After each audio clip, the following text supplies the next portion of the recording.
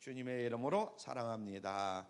오늘 말씀의 제목, 내 마음속의 구유. 한번 따라하죠. 내 마음속의 구유.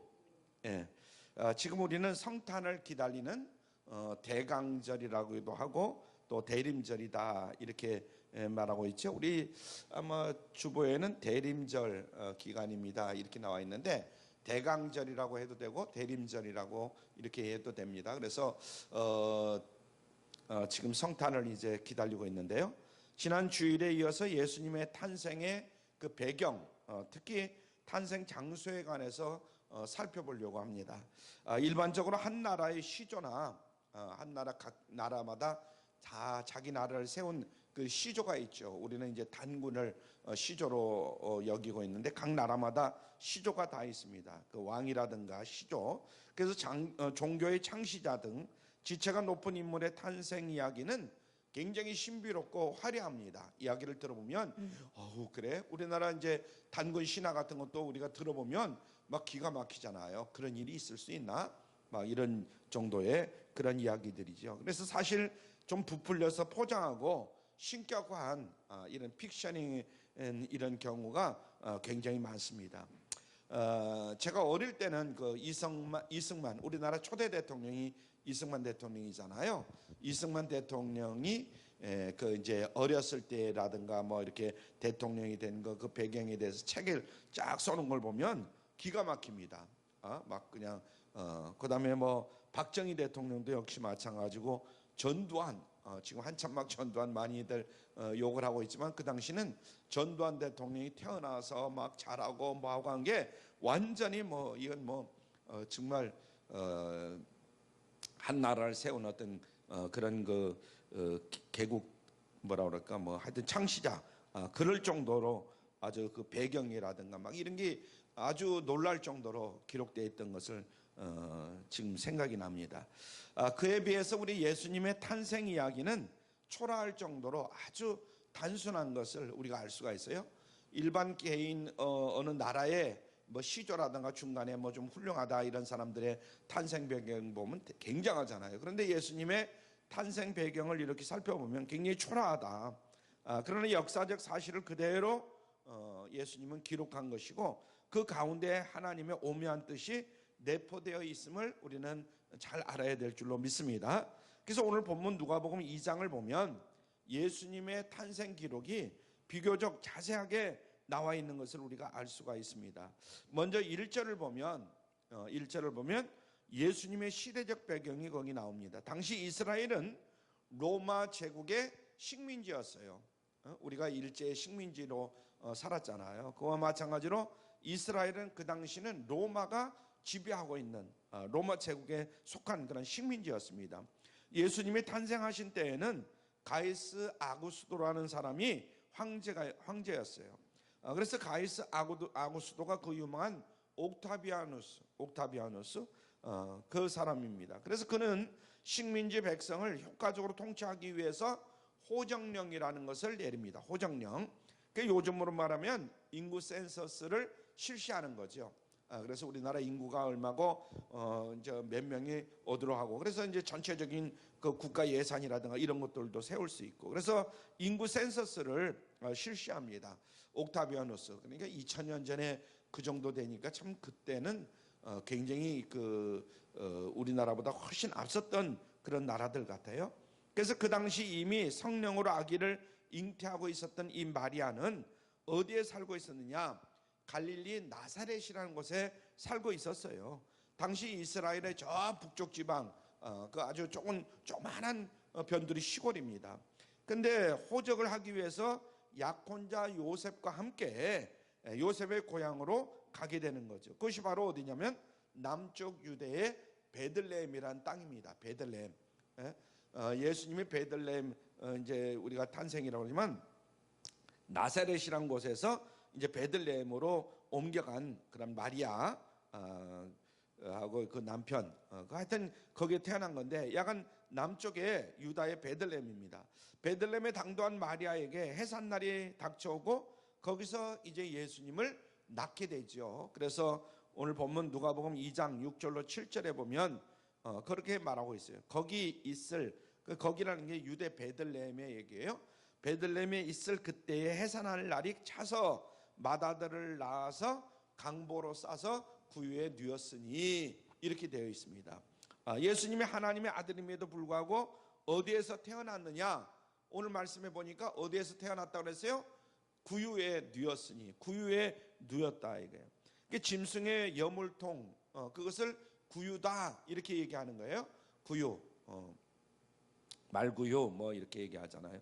그러니까 사람이 사는 집이 아니라 짐승의 외양간에서 주님은 탄생하셨고, 요셉과 마리아는 너무 가난하기 때문에 여행 중이었던 관계로 아이를 낳아서 강보로 싸서 구유에 누이신 거다, 이런 이야기입니다. 강보라고 할 때 강보에 싸서, 그런데 이제 오늘날로 얘기하면 포대기예요. 포대기도 뭐 새로운 새 포대기가 아니라 흔 아마 누더기 같은 그런 포대기가 아니었겠는가, 이런 생각을 해봅니다. 여러분 한번 그 광경을 여러분들이 마음속으로 다시 한번 여러분들이 그려볼 수 있길 바랍니다. 옛날에 보면, 지금은 크리스마스 카드가 별로 없는데요, 아주 없어진 건 아니지만 하여튼 없다시피 하는데, 크리스마스 카드에 이렇게 보면 옛날에는요, 그 말구에 누워있는 그 예수님이 얼마나 멋있는지 몰라요. 그 뭐 보면은, 근데 사람이 가만히 생각해 보세요. 말구에서 태어났다, 얼마나 비참한 얘기입니까?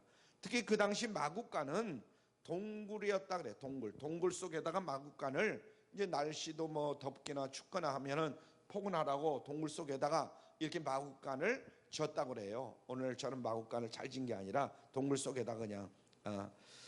그래서 동굴에서 누더기 강보에 쌓인 채 말죽통에 누워있는 하나님의 아들, 인간적으로 생각하면 말도 안 되는 그런 인간입니다. 그래서 약간 하나님이 사람의 모습으로 태어난 것부터 희한하지만은, 어떻게 하나님의 아들, 이 만왕의 왕이라면서 그렇게 누추한 곳에 말구유에 탄생할 수 있었을까? 하나님의 아들이라면 전지전능하신 하나님이시고, 그렇죠? 아들이잖아. 그렇다면 본인이 얼마든지 좋은 것을 골라서 태어나실 수도 있었을 거예요. 그런 어떤 하나님의 계획이라고 한다면. 근데 누추하고 천하게 태어나지 말고 좀 화려한 곳에서, 멋진 곳에서 뭐 왕의 아들로 태어나든가, 아니면 무슨 뭐 큰 부잣집의 아들로 태어나든가, 하여튼 그럴 수도 있는 거잖아요. 얼마든지 화려한 데를 고를 수가 있을 거예요. 그런데 예를 들어서 당시 세계의 심장부인 로마에 태어나든가, 그죠? 아니면 하다못해 이스라엘의 수도 예루살렘, 거기에 좀 태어나든가, 또 아니면 왕궁, 그게 아니면 큰 저택, 뭐 이런 데서 태어나실 수도 있을 것인데, 왜 이렇게 이런 데서 태어났을까? 예수님이 일부러 골라서 시골 구석인 이 베들레헴의 동굴 마구간에 왜 태어나시는가? 이것을 우리가 아마 정말 생각해 볼 때에, 지금 생각해 보면 왜 그랬을까, 이런 생각이 듭니다. 하나님의 아들이 일부러 대저택을 마다고 하시고 구유에 태어나셨다, 이 사실을 우리가 생각을 할 수 있는데, 다시 말씀드리면 밀리고 밀려서 어쩌다가 그렇게 된 것이 아니라 예수님 스스로가 그렇게 선택하셨다, 이런 얘기입니다. 한번 따라 하시죠. 예수님 스스로 선택하셨다. 많고 많은 장소, 얼마든지 뭐 왕의 아들로, 아니면 무슨 큰 부자의 뭐 아들로 태어나실 수 있었지만은 예수님이 일부러 그런 것을 고르신 것이 아닌가, 이런 생각을 해봅니다. 그렇다면 여러분 한번 생각해 봐야 돼요. 어째서 존귀하신 하나님의 아들이 굳이 그런 데서 탄생하셨을까? 거기에는 그럴 만한 이유가 있지 않겠는가. 그래서 첫 번째로 하나님이 보여주신 표적이다 하는 것을 우리가 알 수가 있어요. 한번 따라하죠. 하나님이 보여주신 표적. 예수님이 굳이 이 구유에서 태어나신 가장 기본적인 이유는 표적으로 보여주시기 위한 것이다. 표적으로, 성경에도 기록되어 있지만 표적입니다. 그래서 다시 말씀드리면, 그런 것을 통해서 예수님이 바로 하나님의 아들이요, 바로 메시아요, 구주라는 사실을 확실히 증거해 주셨다, 이런 이야기입니다. 여러분, 이 표적이란 말이 무슨 뜻이냐? 겉으로 드러나는 그런 표식이, 이제 표식을 표적이다 이러죠. 증표, 이런 얘기죠. 그래서 영어로는 그것을 뭐라고 하냐면 사인이라고 합니다. 사인. 영어로는 사인, 마크. 한번 따라줘. 사인, 마크. 사인이 어떻게 됐느냐, 마크가 어떠냐, 뭐 이런 이야기를 하잖아요. 그럼 표적이라는 뜻은 바로 그런 뜻을 가지고 있다. 그래서 당시 수많은 아기들이 태어났을 때인데 과연 어떤 아기가 하나님의 아들인지 우리가 어떻게 알 수가 있느냐, 그 증표로 이것을 보여준 것이다. 바로 강보에 쌓여서 구에 누인 아기다, 이런 얘기죠. 그래서 예수님이 탄생하신 그 즈음에 들판에서 양을 치든 양을 돌보던 목자들에게 천사가 나타납니다. 그래서 천사가 목자들에게 뭐라고 얘기를 하느냐, 누가복음 그 뒤에 보면 2장 11절로 12절에 보면 이런 말씀이 있어요. 같이 읽을까요? 시작. 오늘날 다윗의 동네에 너희를 위하여 구주가 나셨으니 곧 그리스도 주시니라. 너희가 가서 강보에 쌓여 구에 누인 아기를 보리니 이것이 너희에게 표적이니라 하더니, 너희에게 표적이라, 이 사인이라, 이런 얘기죠. 목자들은 천사가 전해준 말이 너무 이상했을 거예요. 아니, 무슨 아기가 마국간에서 태어나지? 아기라는 것은 대개 보면은 아무리 가난하더라도 아기가 태어날 때쯤 되면 그래도 집 정리도 하고 막 이러잖아요. 아니면 뭐 시집으로 가든지 뭐 친정, 뭐 어디로 친정으로 가든지 뭐 하여튼 그 나름대로 아기 낳기 좋은 데로 찾아가잖아요. 그래서 무슨 아기가 근데 구유에서 태어난다? 그래서 아무리 가난해도 그렇지 뭐 여러 가지 생각을 해볼 수 있어요. 그런데 목자들은 천사가 전해준 말씀대로 목자들은 순종합니다. 그들이 그 밤에 달려가 보니까 정말 그런 아기가 있는 거예요. 그때 그들은 확실히 믿을 수가 있었던 거죠. 달려가 보니까 그런 아기가 있으니까, 정말 그러네, 이 아기가 바로 하나님의 아들 메시아구네. 이런 목자들은 그런 확신을 가졌어요. 그래서 그들은 아기 예수님께 기꺼이 경배를 드리고 찬송을 할 수가 있었다, 이런 얘기입니다. 탄생 장소인 베들레헴도 일종의 표적이다, 이렇게 말할 수가 있죠. 지난 주일에도 잠시 언급했지만 미가서 5장 2절에 보면 예수님의 탄생지가 베들레헴이다, 이렇게 예언되어 있어요. 예수님의 탄생지가 어디라고요? 베들레헴이다, 이렇게 미가 선지자에 보면 나와 있어요. 그래서 미가 선지자가 BC 700년, 예수님이 오시기 전 약 700년 전의 사람인데 그때 예언을 했어요. 만약 예수님이 다른 데서 태어났다면 다 이 미가 선지자의 말은 틀린 말이 되잖아요. 근데 미가 선지자의 말 그대로 된 거예요. 그분이 정말 하나님의 아들인지 확인할 길이 없어요. 그런데 묘하게 바로 얼마 전까지 나사렛에 거주하던 마리아가 멀리 베들레헴에서 때마침 거기 머무는 기간에 이제 아이를 낳았다, 이런 사실입니다. 아이를 낳았다는 사실이요, 기가 막히잖아요. 그래서 하나님이 장소와 타이밍을 절묘하게 맞췄다, 이렇게 말할 수가 있는 것이죠. 여러분, 이런 걸 가리켜서 뭐라고 말하냐면 하나님의 섭리다 그래요. 한번 따라하죠. 하나님의 섭리. 아닌 말로 로마 황제와 목수 요셉이 서로 짜고 그렇게 했겠는가? 휴대폰으로 서로 연락해가지고 야 이러하니까 너 글로 와, 그래가지고 거기서 나, 뭐 이렇게 합의했겠는가? 그들은 각각 자기 의지대로 행동했지만 절묘하게 그 말씀대로 맞아 떨어진 거예요. 전지전능하신 하나님께서 보이지 않는 손길로 각자에게 그렇게 역할을 하도록 만들어 주신 거죠. 아멘. 그런데 그뿐이 아닙니다. 예수님의 탄생 이전 구약 시대에 수백 년 전부터 예수님에 관한 예언이 많이들 내려왔어요. 그래서 학자들이 도대체 이 예언이 얼마나 되느냐, 성경에 보니까 359절이나 돼요. 예수님이 탄생하실 것을 몇 구절? 359절. 만약 그중 한 가지라도 틀렸다면 다른 것까지도 아마 믿기가 어려웠을 거예요. 그런데 놀라운 것은 그중 하나도 어김없이 그대로 이루어졌다는 거예요. 359절이 미리 짜고 한다고 해도 그렇게 되기가 굉장히 힘들지 않겠는가. 우연의 일치로 보기에도 너무나 많은 그런 예언이죠. 350 예언이면.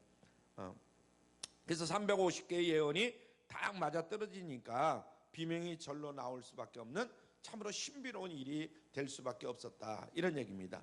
이런 것을 보면 정말 예수님은 하나님의 아들이요 구세주이신 것을 우리가 믿을 수밖에 없는 것입니다.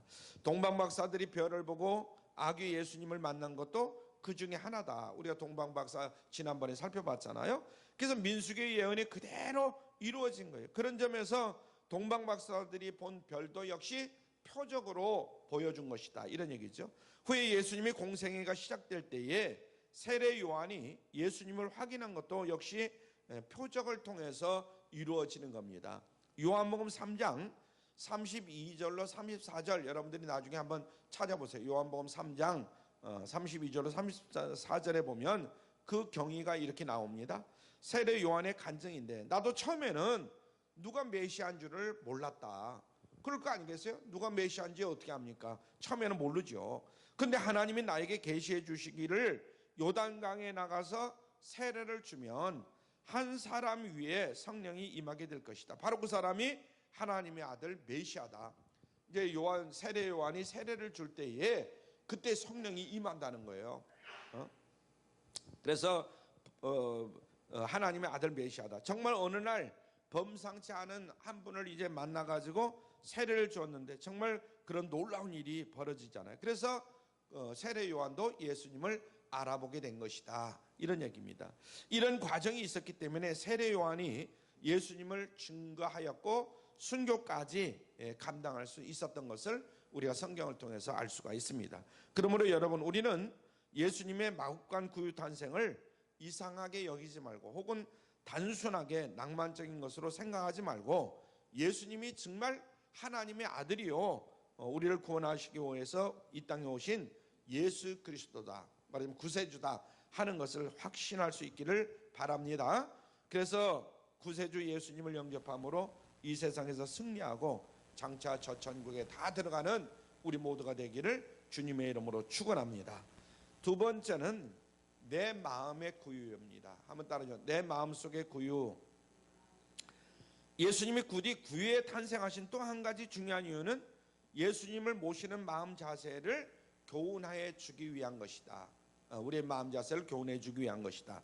예수님은 예루살렘에서도 많은 사람들이 호적을 하려고 몰려와서 왁자지근한 이 베들레헴 중심지에도 화려한 여관에도 오시질 않았어요. 예수님 만약의 경우 나 같으면 막 많은 사람들이 모이는 곳에 화려한 곳에 가서 막 나타날 것 같은데 그렇진 않았어요. 후미진 동굴 마국간에 예수님은 오시죠. 그리고 아무도 없는 이 구유에 누이십니다. 그것은 예수님이 과연 어떤 마음에 오시는가, 그것을 우리에게 가르쳐 주는 거예요. 예수님이 과연 오늘날도 어떤 마음 가운데에 예수님이 임하시는가, 그것을 가르쳐 주는 그러한 거다, 이런 얘기입니다. 이해가 되시죠? 마국간에 태어나신 것이. 그래서 첫 번째로 보면 예수님은 어떤 마음 가운데 임하느냐, 고요한 마음에 임합니다. 한번 따라하죠. 고요한 마음. 예나 지금이나 얼마나 많은 사람들이 분주하게 이렇게 살아가는지 몰라요. 세상 일에 파묻혀서 그 마음속에 하나님을 모시지 못하는 그런 마음으로 삽니다. 아침에 눈 뜨자마자 막 부랴부랴 회사 출근하고 뭐하고 하려면 막 정신없잖아요. 애들 밥 뭐 먹일라, 또 뭐 애들 학교 보내고 뭐하고 뭐 정신없습니다. 그래서 세상 일에 파묻혀 살다 보면 예수님을, 하나님을 마음속에 정말 모시고 살기가 참 힘들어요. 본문을 자세히 보면 정말 안타까운 사람이 나오는데 누가 나오느냐, 7절 하반절을 보면 여관집 주인이에요. 여관 주인. 그는 만삭된 마리아를 거절합니다. 지금도 생각해 보면 이 여관집 주인이 뭐 한가한 사람이 아니잖아요. 엄청나게 일이 바쁠 거예요. 그래서 뭐 마리아가 됐든 뭐 예수님이 됐든 누가 됐든 간에 뭐가 전부 다 돈 받는 상대로 여기는 거지, 그걸 뭐 생각해 보고 뭐 할 그런 것도 없었을 것 같아요. 그렇죠? 여러분들이 아마 지금도 여관집 주인이다, 아니면 뭐 바쁘게 지금 뭔 일을 한다, 이렇게 한번 생각해 보세요. 아마 밀려오는 손님으로 인해서 마음에 여유가 없었을 거예요. 그때는 막 사람들이 몰려드니까 전부 호적을 하려고. 그런데 예수님 자신도 그렇게 소란한 곳을 싫어하셨어요. 그래서 예수님은 고요한 곳에 임하셨다. 복음서를 보면 예수님의 공생애 중에서도 그런 일이 굉장히 많아요. 예수님은 고요한 것을 좋아해요. 그것을. 그래서 많은 군중들에게 말씀을 가르치시고 이적을 행할 때도 많이 있었지만은 너무 많은 사람들이 모여들면 오히려 예수님은 도망치듯이 피하는 그런 일들이 굉장히 많았어요. 그리고 일상생활 중에서도 항상 고요한 시간, 고요한 장소, 그런 것을 즐겨 찾았던 것을 우리가 알 수가 있습니다. 마가복음 1장 35절에 보면 예수님의 하루 일과 중에 그 일어난 일들을 우리가 알 수가 있는데 한번 볼까요? 1장 35절 시작. 새벽 5일여 미명에 예수께서 일어나 나가 한적한 곳으로 가사 거기서 기도하시더니, 그렇게 했어요. 새벽 5일여 미명에 예수님께서 일어나서 한적한 곳으로 가사, 하루를 시작하면서 제일 먼저 한적한 장소로 찾아갑니다. 그래서 시간을 찾아가지고 이제 하나님 아버지의 음성을 들으시는 이런 예수님의 삶을 우리가 볼 수가 있어요. 이처럼 예수님은 하나님의 아들이지만은 항상 아버지의 음성을 듣기를 늘 기뻐하고 그런 일을 했죠. 그렇다면 연약하고 부족한 우리들이 하나님의 음성을 듣는 것이 참으로 중요하다. 그래서 늘 하나님의 음성을 여러분들이 들으려고 노력할 수 있길 바랍니다. 하나님이라면 어떻게 하셨을까? 그래서 인간이 어떤 일을 결정하기 전에 하나님이시라면 어떻게 하셨을까? 이것을 먼저 생각해 볼 수가 있길 바라요. 그래서 우리는 하나님의 음성을 들음으로써 영력을 얻게 됩니다. 한번 따라줘. 영력, 지혜도 얻게 되고. 그래서 우리의 살 길은 하나님의 음성을 듣는 것이다. 하나님이라면 어떻게 했을까? 그래서 그것은 우리에게 생명의 소리요 축복의 소리다 하는 것을 알아야 됩니다. 세상에는 많은 소리가 있어요. 이런 소리도 들리고 저런 소리도 들리고 이런 생각도 할 수 있고 저런 생각도 할 수 있고, 그런데 영혼을 살리는 이 생명의 소리는 잘 들리질 않아요. 사람들 귀에 온갖 소음 그리고 영혼을 죽이고 황폐시키는 이런 소리만 들리는 경우가 굉장히 많아요. 그러니까 자기 생각을 다른 사람에게 적용시켜 가지고 뭐 그러지, 돈 때문에 그러지, 뭐 때문에 그러지, 뭐 그냥 전부 그렇게만 생각하는 거예요. 생명의 소리는 고요한 중에 들린다 하는 것을 늘 깨달아야 돼요. 그래서 예수님은 우리에게 늘 생명의 소리, 영적인 소리, 영음을 들려주기를 기뻐하신다 하는 걸 잊지 않기를 바랍니다. 그러나 세상의 다른 소리를 듣기 때문에 많은 사람들이 하나님의 소리를 듣지를 못해요. 그러므로 세상의 소리를 피해서 고요한 중에 기다리는 그런 시간들이 필요하다. 하나님께서 하시는 그 소리를 듣기 위해서.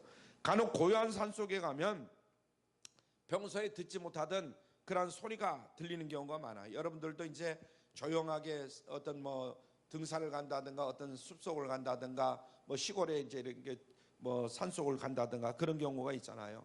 그러면 시냇물 소리도 나고 또 뭐 새 소리도 들리고 바람 소리도 들리고 그러잖아요. 많은 사람들하고 같이 막 시끄럽게 다닐 때는 그런 소리가 들리지 않는데 조용히 내 마음을 비우면 그런 소리가 이 귀에 다 들려오지 않습니까? 그래서 우리도 고요한 마음을 준비해서 하나님의 음성을 들으려고 하는 그런 자세, 그런 것이 굉장히 필요하다 이런 얘기입니다. 그럴 때 우리의 영혼이 하나님을 만나서 영생을 얻게 되고 새 힘을 얻게 되는 줄로 믿습니다. 구약 시대에 엘리야도 모세도 한적한 곳에서 고요한 마음으로 하나님을 만나는 이런 때가 많이 있었던 것을 우리가 알 수가 있어요. 그리고 세미한 음성을 듣죠. 그것이 인생을 변화시켰고 그들에게 영적인 힘을 공급해 주는 것을 우리가 알 수가 있습니다. 부디 저와 여러분도 이 성탄절기에 더욱더 고요한 마음을 준비하시기를 바랍니다. 그래서 예수님을 모시고 하나님의 음성을 듣고 새 힘을 얻어서 승리하시는 여러분들 다 되기를 주님의 이름으로 축원합니다. 두 번째는, 첫째는 고요한 마음이고 두 번째는 정결한 마음이에요. 한번 따라하죠. 정결한 마음. 예수님이 왜 마구간을 차지하셨을까? 지저분하고 또 막 그 짐승 그 분뇨 냄새라든가 그럴 것인데 예수님은 단순히 여간빵이 없어가지고 그런 대로 밀려나셨는가? 우리가 이렇게 생각할 수도 있지만 그런 것은 아니에요. 하나님의 힘이라면, 능력이라면 얼마든지 그 여간빵 주인의 마음을 감동시켜서 뭐 변화시켜가지고 방 하나 빌려줄 수도 있고 뭐 얼마든지 할 수 있잖아요. 그런데 그렇지 않아요. 앞서 말씀드린 대로 일부러 예수님은 하나님은 그런 곳을 선택하신 것이다 이런 얘기예요. 왜요? 왜 그러냐? 얼른 생각해 보면 마구간이나 구유가 지저분하고 냄새나는 것 같지만 사실은 그런 것이 아니다. 오히려 깨끗한 곳이다 이런 얘기예요. 짐승은 최소한도 죄를 짓지 않아요. 짐승 자체가 죄를 짓지는 않아요. 인간이 왜 무섭습니까? 왜 더럽습니까?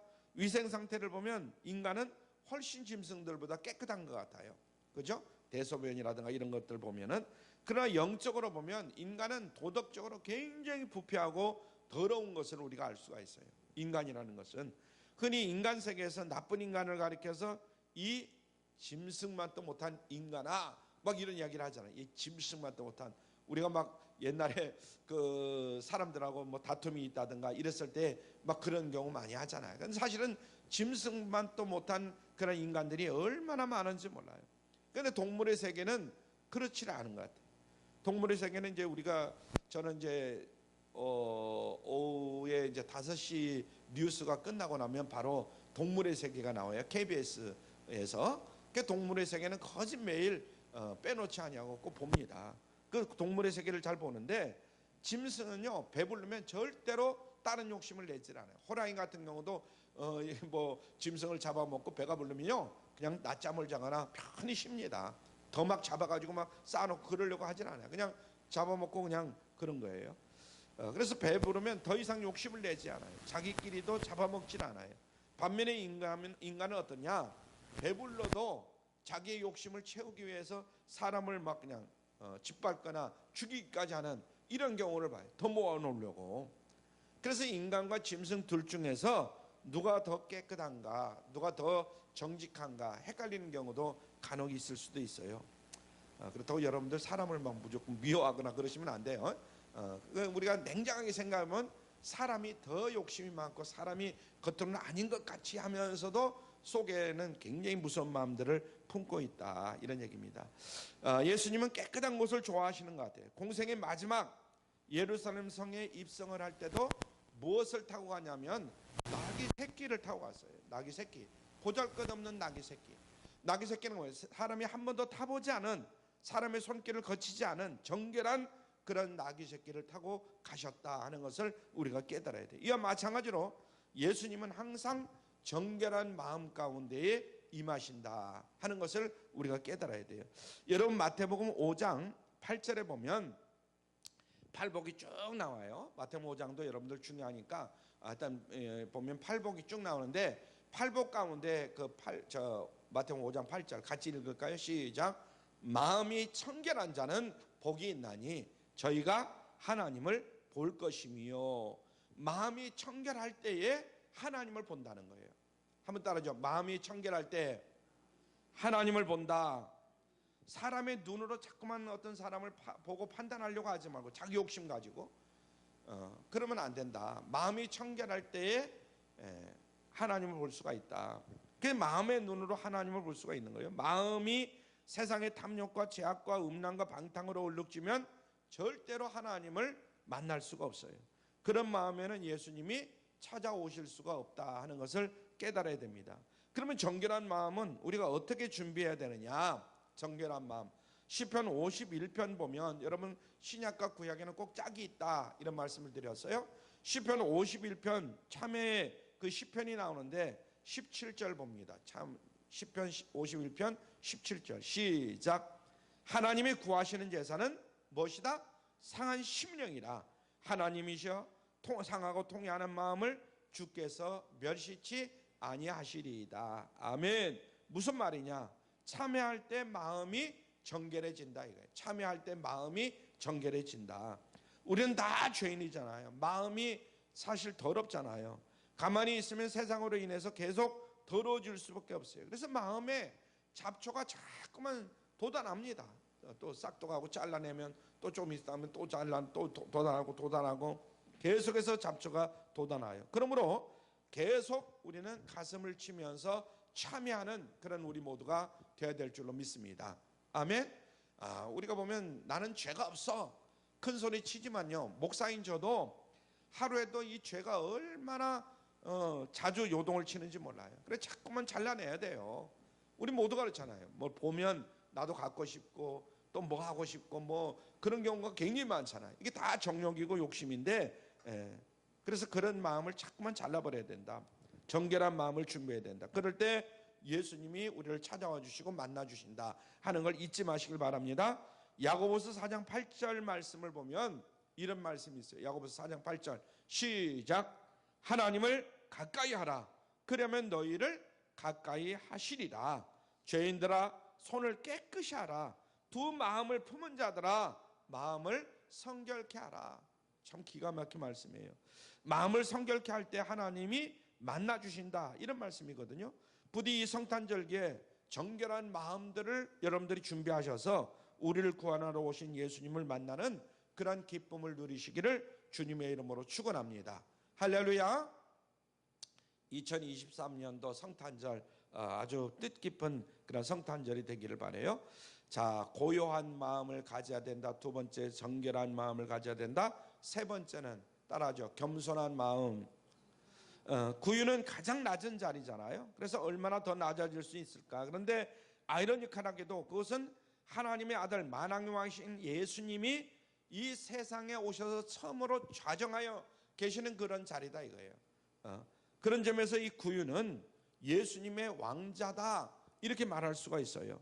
우리 마음에도 겸손한 구유와 같은 마음의 자리가 있어야 될 줄로 믿습니다. 그래서 우리가 사는 자리가 막 화려하고 뭐 그냥 의자 같은 것도, 저는 참 이런 이야기를 해서 죄송합니다. 근데 자꾸만 저를 나타내는 것 같은데, 제가 아무리 부자로 잘 살아도 우리 집 가보면은 뭐 장이라든가 뭐라든가 뭐 좋은 걸 놔보지는 않았어요. 의자라든가 이런 것들도 뭐 보면은 막 몇백만 원짜리 막 그냥 이런, 아이고. 그래서 그런 집들 보면은, 그래서 저기 돈 자랑인가 뭔가 그냥 사람이 구할 수 있는 곳이면 되지 뭐 그렇게 막 돈이 있다고 그러는가, 이런 생각을 해보는데요. 우리가 이 마음의 자리, 하나님은 언제나 어떤 사람에게 임하는가, 그것을 늘 깨달아야 돼요. 우리 마음을 예수님께서 왕자로 삼으셔서 거하실 곳, 여러분들의 그 집도 마찬가지예요. 화려하게 잘 꾸며놓는다고 예수님이 오시는 것이 아니다. 그렇죠? 그냥 깨끗하고 간결하더라도 아주 더럽고 추하게 만들어 놓으면 안 되겠지만, 그러더라도 예수님은 와 계신다, 오신다, 찾아오신다. 요즘은 난방이 참 잘 돼가지고 윗목이나 아랫목이나 이 코일이 잘 깔려가지고 다 따뜻해요. 그 윗목 아랫목이 따로 없어요. 그런데 제가 어릴 때는 시골집은 윗목 아랫목이 따로 있어요. 그래서 아랫목에는 이불 깔아놓고 전부 다 아랫목에 모여 있는 거예요. 그러다가 이웃집 어른이 오시면 얼른 뻘떡 일어나가지고 여기 앉으세요 하고 얼른 아랫목을 내주는 거예요. 여러분들도 아마 시골에서 살아보신 분들은, 또 옛날 서울서 살았더라도 옛날 분들은 아마 그 이야기 다 알아들을 거예요. 그 아랫목은 왜 그러냐면 따끈따끈하니까, 따끈따끈한 데는 어른이 앉으셔야 된다, 이런 얘기죠. 그러니까 아랫목은 어른에게 내어드리는 거예요. 이게 바로 겸손한 마음이다. 젊은 놈이, 아주 어린 놈이 아랫목 다 차지하고 그냥 그러면 안 된다, 이런 얘기죠. 예수님이 하나님의 아들이시기 때문에, 나를 구원하시고 저 천국으로 인도하실 어른이시기 때문에 우리는 그 어른에게 내 마음의 가장 중요한 자리를 내어드려야 된다, 이런 얘기입니다. 내 마음의 가장 중요한 자리. 그래서 마음속에 가장 중요한 자리는 어디냐면 겸손한 마음이에요. 겸손한 마음. 아멘. 한번 따라줘. 다시 한번. 겸손한 마음. 그래서 이 구유라는 것은 굉장히 초라하고 별 볼 일 없는 것 같지만 예수님이 좌정한 왕자와 같은 것이다. 그래서 우리도 마찬가지, 남보기에는 보잘것없는 사람 같아도 내 안에 가장 소중한 자리, 마음의 중심을 예수님에게 내어드렸느냐 내어놓지 않았느냐, 여기에 굉장히 중요하다, 이런 얘기예요. 아무리 좋은 집에서 살고 아무리 화려한 그런 장식을 하고 있다 하더라도 교만으로 가득 차 있으면 그 사람은 별 볼 일 없는 사람이에요. 그래서 우리는 늘 겸손해야 된다. 야고보서 4장 10절에 보면 이런 말씀이 있어요. 야고보서 4장 10절 시작. 주 앞에서 낮추라. 그리하면 주께서 너희를 높이시리로라. 아멘. 주 앞에서 낮추라. 그러면 주님께서 여러분들을 높여주신다, 이런 얘기예요. 겸손한 마음을 가지고 주님을 모시면 주님이 나를 높여주신다, 나를 존귀케 만들어주신다, 이런 이야기입니다. 그렇습니다. 신앙의 기본은 뭐냐? 바로 겸손이에요. 겸손. 유명한 고대 신학자 어거스틴이라는 사람이 있었잖아요. 어거스틴 많이 들어봤죠? 어거스틴에게 어떤 사람이 찾아와서 이렇게 질문합니다. 선생님, 신앙에서 가장 중요한 게 뭡니까? 이 신앙생활에서 가장 중요한 게 뭡니까? 이렇게 물어봐요. 그러니까 어거스틴이 그거야 당연히 겸손이지요, 이렇게 얘기하는 거예요. 그 사람이 다시 물어봅니다. 그 다음에 중요한 것은 뭐지요? 그러자 또 어거스틴이 대답을 합니다. 예, 그것도 겸손입니다. 그러니까 또 물어보는 거예요. 그러면 그 다음은요? 그러니까 어거스틴은 힘을 주면서 이렇게 대답했다 그래요. 그 다음에도 역시 겸손입니다. 겸손을 빼놓으면 신앙생활은 불가능한 겁니다. 이렇게 이야기를 했다는 거예요. 그래서 겸손이라는 것이 그만큼 참으로 인간에게 중요한 것이다. 겸손. 반대로 교만이라는 것은 패망의 지름길이다 하는 것을 깨달아야 될 줄로 믿습니다. 그래서 내가 아무리 돈이 많아도, 아무리 높은 자리에 앉아 있다 할지라도 절대로 교만하지 않기를 바랍니다. 아멘. 그래서 여러분의 인생이 앞으로 얼마나 남아있고 어떻게 살아갈지 그건 뭐 저는 알 수는 없지만은 야간 늘 어느 곳에 있든 어느 자리에 있든 간에 늘 겸손할 수 있길 바라요. 잠언서 16장 5절 또 18절에 보면 이런 말씀이 있어요. 먼저 16장 5절을 봅니다. 시작. 무릇 마음이 교만한 자를 여호와께서 미워하시나니. 마음이 교만한 자를 누가 미워한다고요? 여호와 하나님 미워하신다는 거예요. 이거 정말 여호와 하나님이 나를 이뻐할까 나를 미워할까, 그것은 교만하냐 교만하지 않느냐 여기에 달려있다는 거예요. 자 18절 봅니다. 교만은 시작. 교만은 패망의 선봉이요 거만한 마음은 넘어짐의 앞잡이니라. 교만하면 패망하게 되어 있다는 거예요. 거만한 마음은 어떠냐? 넘어짐의 앞잡이라는 거예요. 절대로 여러분 인생을 살면서 교만하거나 거만하지 않기를 바랍니다. 교만도 그렇지만 이 거만도 그래. 거만. 내가 돈이 이제 예를 들어서 없다가 있으면 사람이 정말 거만해집니다. 내 지위도 낮았다가 높아지면 거만해져요. 이 거만함은 넘어짐의 앞잡이니라 하는 거 늘 잊지 마시길 바랍니다. 그래서 교만한 마음에는 절대로 주님이 임하지 않는다. 심지어 그런 마음을 주님은 미워하신다. 그러니까 잘 될 일이 있겠는가? 잘 될 일이 없어요. 여러분 예수님의 성탄을 기다리는 이 대강절 대림절 기간인데 저와 여러분의 마음은 지금 어떤가? 그래서 오늘 이 시간 여러분들의 마음을 다시 한번 점검할 수 있기를 바랍니다.